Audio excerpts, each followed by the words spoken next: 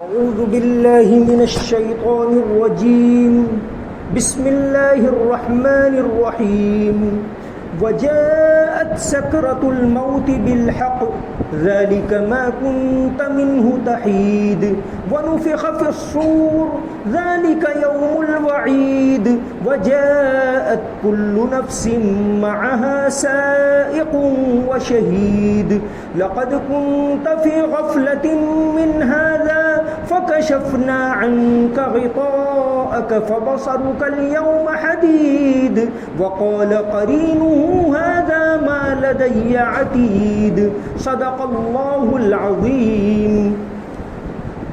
موت کی سختی سچ مچ آنے ہی والی ہے۔ اے انسان، یہ وہ چیز ہے جس سے تو بدکتا تھا اور سور پھونکا جانے والا ہے۔ یہ وہ دن ہوگا جس سے ڈرایا جاتا تھا، اور ہر شخص اس طرح آئے گا کہ اس کے ساتھ ایک ہانکنے والا ہوگا اور ایک گواہی دینے والا۔ حقیقت یہ ہے کہ تو اس واقعے کی طرف سے غفلت میں پڑا ہوا تھا۔ اب ہم نے تجھ سے وہ پردہ ہٹا دیا ہے جو تجھ پر پڑا ہوا تھا، چنانچہ آج تیری نگاہ خوب تیز ہو گئی ہے۔ اور اس کا ساتھی کہے گا کہ یہ ہے وہ اعمال نامہ جو میرے پاس تیار ہے۔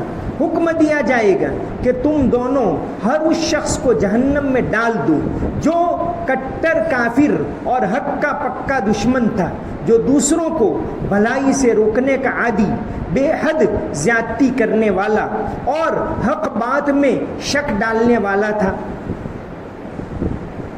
یہاں سے فرمایا وجاءت سکرۃ الموت بالحق، ہر انسان کو یقیناً موت کی سختی جھیلنی ہے۔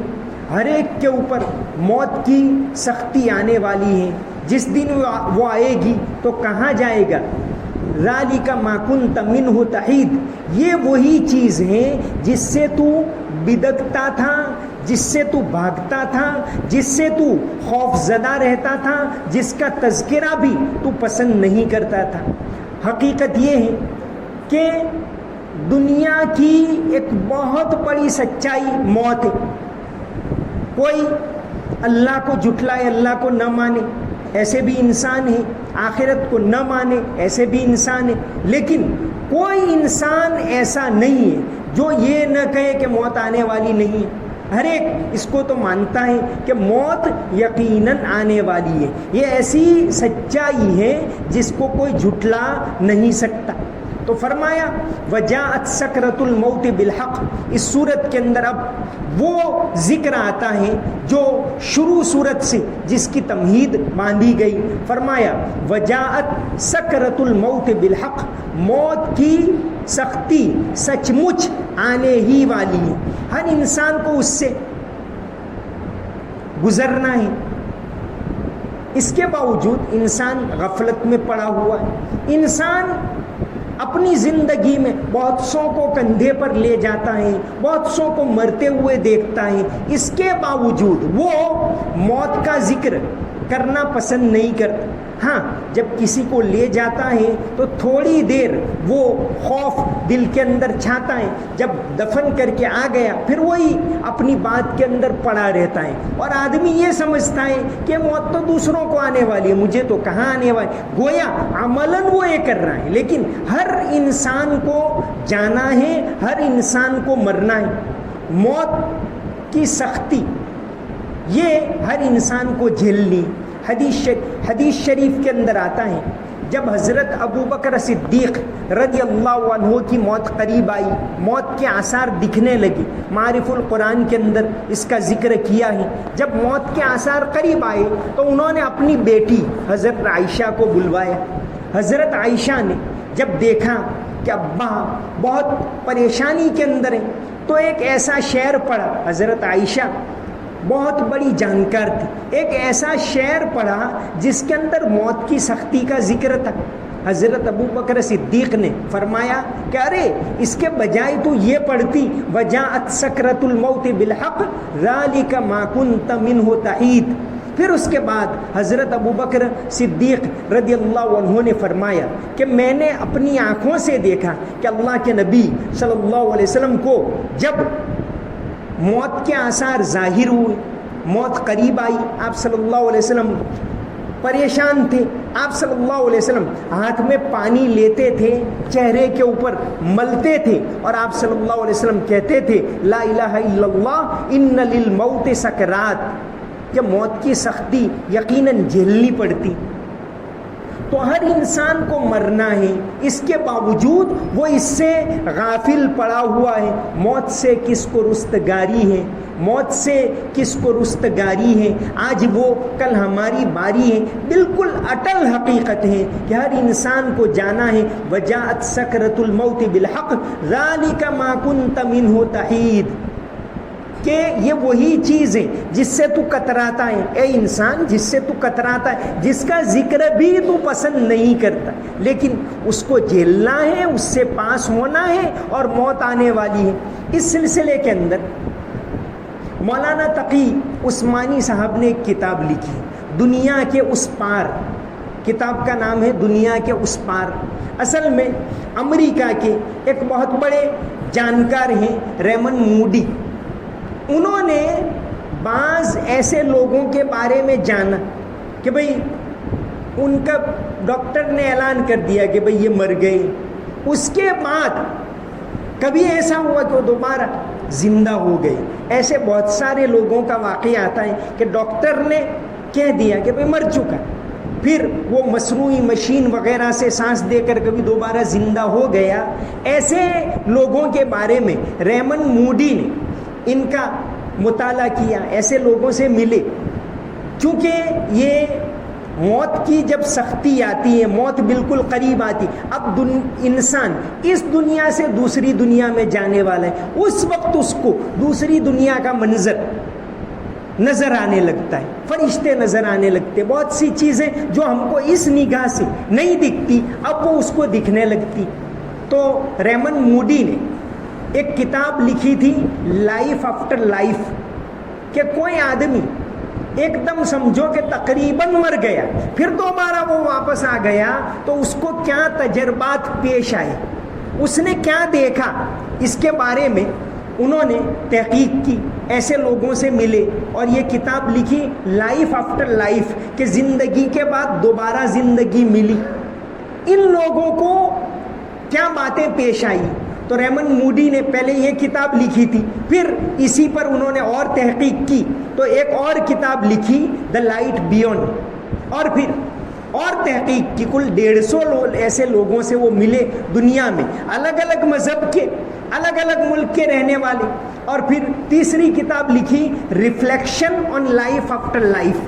مولانا تقی صاحب یہ تینوں کتابیں لائے اور ان کا خلاصہ لکھا ہے. کتاب ہے دنیا کے اس پار، کہ آدمی جب مر جائے تو اس کو مرنے کے قریب ہو جائے تو اس کو کیا احساسات ہوتے.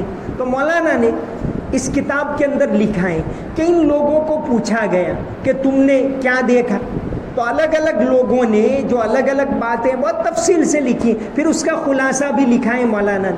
کہ اکثر لوگوں کا یہ کہنا ہے کہ انہوں نے دیکھا کہ وہ گویا اپنے جسم سے نکل کر الگ ہو گئے، ایک اندھیرے غار سے پاس ہوئے، ایک اندھیرے غار سے نکل کر گزر کر الگ ہو گئے. وہ دیکھ رہے ہیں، انہوں نے دیکھا کہ بھئی یہ ہمارا جسم ہے. ڈاکٹر اعلان کر رہے ہیں کہ بھئی ان کی موت آ گئی، نرس اعلان کر رہی ہے، یہ انہوں نے سنا بھی. گویا اب ان کو لگا کہ ہمارا جسم الگ ہے اور ہمارا ایک دوسرا وجود الگ ہے، اس کو بھی انہوں نے محسوس کیا. پھر اس کے بعد انہوں نے کوئی نورانی شکل دیکھی. یہ بھی تقریباً تمام لوگوں نے چاہے جس مذہب کے بھی ہو ذکر کیا، وہ اس کتاب کے اندر ہے. ریمن موڈی کی کتاب لائف آفٹر لائف اس کے اندر بھی ہے، اور مولانا تقی صاحب نے اس کا خلاصہ لکھا ہے دنیا کے اس پار، اس کے اندر بھی ہے کہ بھئی کوئی صورت دیکھی.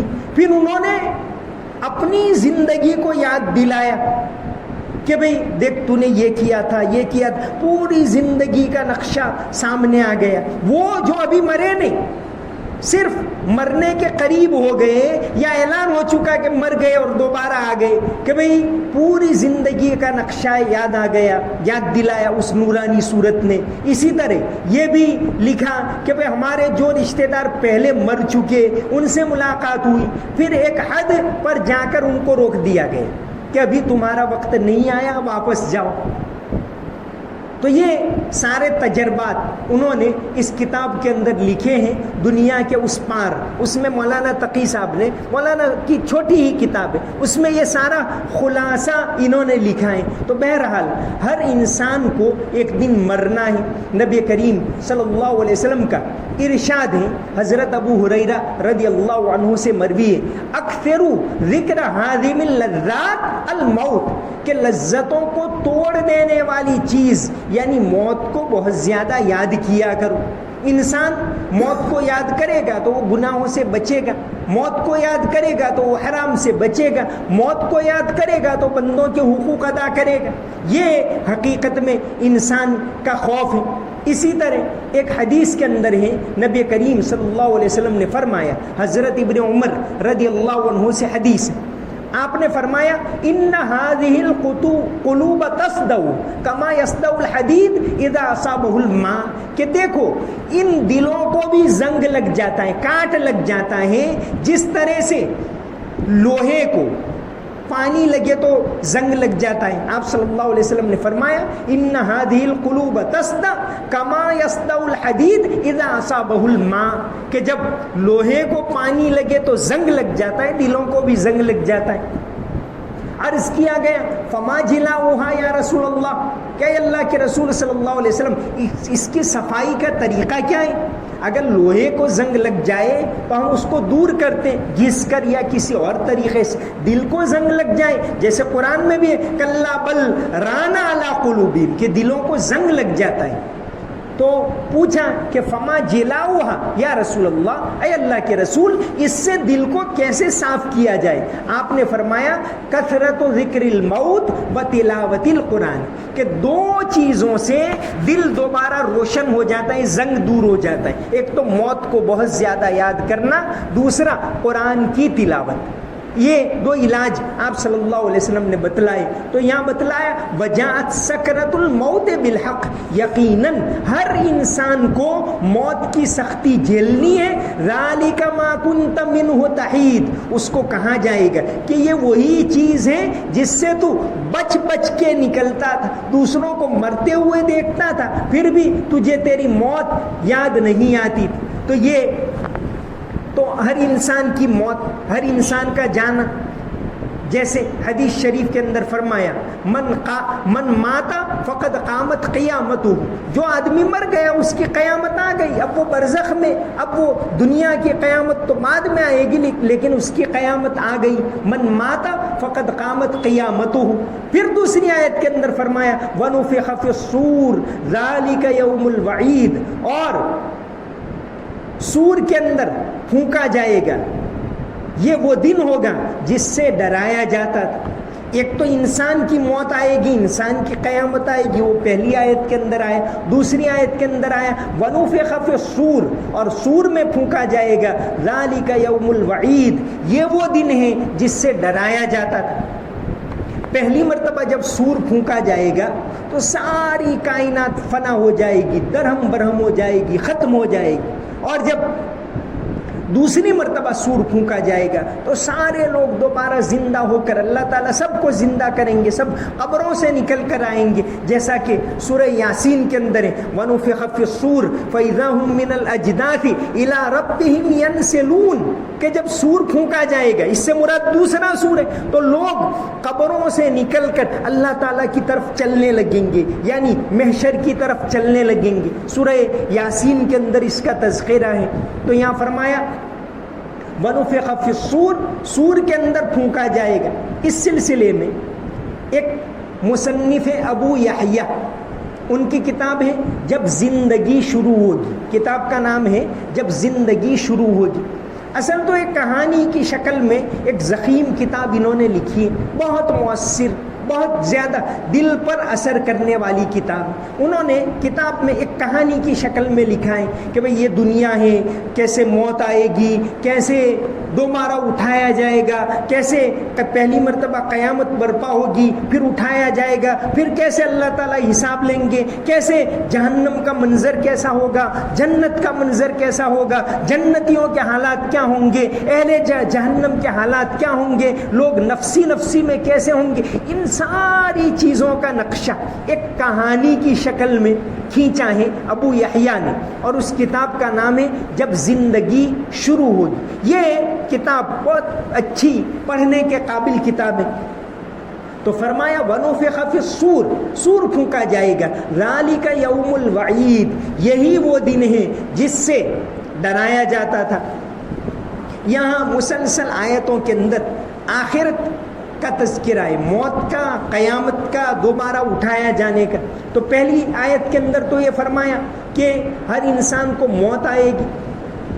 وجاءت سکرۃ الموت بالحق، سچ مچ موت کی سختی آئے گی.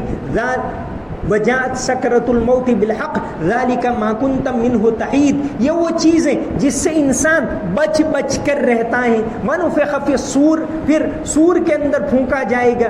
ذالک یوم الوعید، یہ وہ دن ہے جس سے ڈرایا جاتا تھا. وجاءت کل نفس معها سائق و شہید، اب ہر انسان کے ساتھ دو فرشتے ہوں گے. علماء لکھتے وہی دو فرشتے جو اس کی نیکی اور بدی لکھتے تھے. سائقن، ایک تو ہانک رہا ہوگا، سائق کے معنی ہانکنے والا، دوسرا شہید گواہ. جیسے کسی مجرم کو لے جاتے ہیں تو ایک تو اس کو ہانکنے والا وہ پولیس والا ہوتا ہے، دوسرا وہ ریکارڈ لے کر اس کا کاغذات لے کر آتا ہے، دیکھو یہ اس کا یہ کاغذات ہیں، یہ اس کی ساری اس کرتوت اس نے کیا کیا کیا، اس کی فائل ہیں، یہ لے کر آتے ہیں. تو سائقن، ایک فرشتہ ہانک رہا ہوگا جیسے مجرم کو ہانکتے، دوسرا شہید گواہ ہوگا. شہید کا مطلب ہوتا ہے گواہ، دوسرا فرشتہ گواہ ہوگا. علماء لکھتے ہیں کہ وہ ہانک رہا ہوگا وہ فرشتہ ہوگا جو بدی کو لکھتا ہے، گناہوں کو لکھتا ہے، کیونکہ اس سے تو انسان بھاگنے کی کوشش کرے. دو فرشتے ہر انسان کے ساتھ ہوتے ہیں، ایک نیکی کو لکھتا ہے، ایک بدی کو لکھتا ہے، اور ان دونوں میں امیر ہیں حدیث کے مطابق. جو نیکی کو لکھنے والا ہے وہ ہے. تو دو فرشتے اس ہر انسان کو لے جائیں گے محشر میں. ایک سائق ہانک رہا ہوگا، وہ فرشتہ جو بدی کو لکھتا ہے. شہید گواہ ہوگا، اس کا ریکارڈ لے کر جائے گا، اللہ تعالیٰ کے سامنے پیش کرے گا، گواہ ہوگا. وہ فرشتہ ہوگا جو اس کی نیکیاں لکھتا تھا. وجاءت کل نفس معها سائق و شہید، ہر شخص اس طرح آئے گا کہ اس کے ساتھ ایک ہانکنے والا ہوگا اور ایک گواہی دینے والا ہوگا. جب قبروں سے نکلیں گے تو اب یہ دو فرشتے لے کر جائیں گے. اب اس کو کہا جائے گا، کیا کہا جائے گا؟ لقد كنت في غفلة من هذا، حقیقت یہ ہے کہ تو اس واقعے سے غفلت میں پڑا ہوا تھا. فکشفنا عنک غطاءک، ہم نے تجھ سے وہ پردہ ہٹا دیا. فبصرک اليوم حدید، بس آج تیری نگاہ تیز ہو گئی. اب وہ حقیقی آنکھ کھل جائے گی. جیسے انسان خواب میں ہوتا ہے تو دیکھتا ہے کہ میں کیا ہوں، کہاں ہوں، بہت کچھ دیکھتا ہے، حالانکہ وہ خواب ہوتا ہے لیکن اس کو حقیقت سمجھتا ہے. جب آنکھ کھلتی ہے تو پتہ چلتا ہے کہ میں تو یہاں ہوں، خواب میں تو میں کہاں تھا. تو اس طرح انسان اس دنیا کے اندر، وہ دنیا ابھی اس کو نظر نہیں آتی، لیکن جب وہاں جائے گا تو پھر وہ پردہ ہٹ جائے گا اور حقیقی دنیا اس کو نظر آئے گی. بہت زیادہ غم کی بات کہہ دی تو یہ خواب کے سلسلے میں ایک لطیفہ بھی بتا دوں. ایک لطیفہ ہے کہ ایک چھوٹا بچہ 3 سال کا 4 سال کا سویا ہوا تھا. بچے ہوتے ہیں وہ بھی خواب دیکھ، کوئی 3-4 سال کا بچہ تھا سویا ہوا تھا. اب سوتے سوتے اس نے خواب دیکھا کہ بھئی ایک تو وہ یہ دنیا ہے جو حقیقی نہیں ہے، ایک وہ دنیا ہے جو حقیقی. تو بچے نے خواب دیکھا. بچہ تو کیا خواب میں دیکھے گا، اس نے خواب میں دیکھا او ہو میں تو آج تو اوپر گیا، او ہو میں نے تو چاند کو پکڑ لیا، چندا ماما کے اوپر ہاتھ رکھ دیا. اور اس نے جیسے ہی چاند پر ہاتھ رکھا اور اس کی آنکھ کھل گئی تو دیکھا کہ اس کا ہاتھ دادا جی کی ٹال پر پڑا ہوا تھا. تو خیر یہ دنیا ہے وہ ایک فرضی دنیا ہے، حقیقی دنیا مرنے کے بعد کی دنیا ہے. تو فرمایا کہ 2 فرشتے ہوں گے، سائقن، ایک ہوگا پیچھے سے ہانک کر لے جائے گا، شہید دوسرا گواہ ہوگا. اور وہی 2 فرشتے جو انسان کی ہر بات کو لکھتے ہیں، ہر بات کو ریکارڈ کرتے ہیں، وہ قیامت کے دن اس کو پیش کریں گے. اور یہ ابو یحییٰ نے اپنی کتاب جب زندگی شروع ہوگی اس میں اس منظر کو، دنیا میں تو انسان اس کو بیان کر ہی نہیں سکتا کیونکہ اس نے تو وہ دیکھا ہی نہیں، لیکن جو قرآن حدیث کے اندر جو باتیں قیامت کے سلسلے میں آئی ہیں، محشر کے سلسلے میں آئی ہیں، اس منظر کو انہوں نے اپنی اس کتاب کے اندر کھینچنے کی بہت عمدہ کوشش کی ہے. وما علینا الا البلاغ المبین. اللہم صلی علی محمد وعلی آل محمد وبارک وسلم. ربنا آتنا في الدنيا حسنة وفي الآخرة حسنة وقنا عذاب النار. ربنا ظلمنا أنفسنا وإن لم تغفر لنا وترحمنا لنكونن من الخاسرين. ربنا هب لنا من أزواجنا وذرياتنا قرة أعين واجعلنا للمتقين إماما.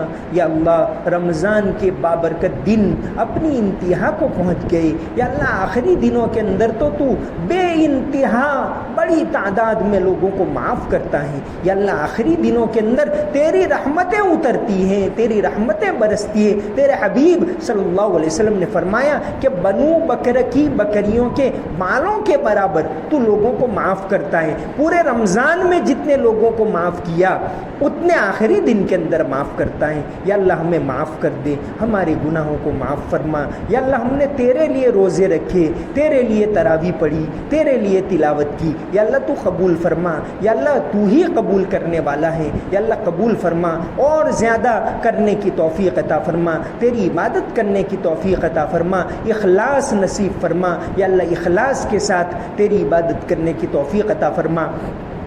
یا اللہ آخرت کی تیاری کرنے کی توفیق عطا فرما. آخرت کا سچا پکا یقین ہم تمام کو نصیب فرما. یا اللہ ہندوستان کے مسلمانوں کو امن و امان عطا فرما، عافیت عطا فرما، عافیت کا ماحول پیدا فرما. یا اللہ عافیت کا ماحول پیدا فرما، امن و امان پیدا فرما. ملک کے اندر امن و امان کا ماحول قائم فرما، بھائی چارے کو قائم فرما. یا اللہ انسانیت کو عام فرما. یا اللہ ہم تمام کو گناہوں سے بچنے کی توفیق عطا فرما، ہر طرح کے گناہوں سے بچنے کی توفیق عطا فرما.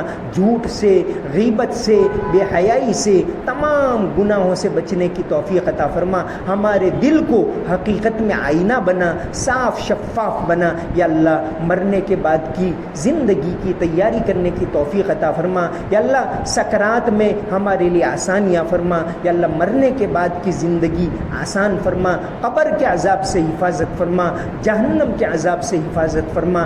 عافیت کے ساتھ ہم سب کو جنت الفردوس میں اعلیٰ مقام نصیب فرما. یا اللہ جنہوں نے ہمیں دعا کے لیے کہا، یا اللہ ان تمام کو دنیا اور آخرت کی بھلائیاں عطا فرما. اللہم صلی علی محمد وعلی آل محمد وبارک وسلم برحمتک یا ارحم الراحمین.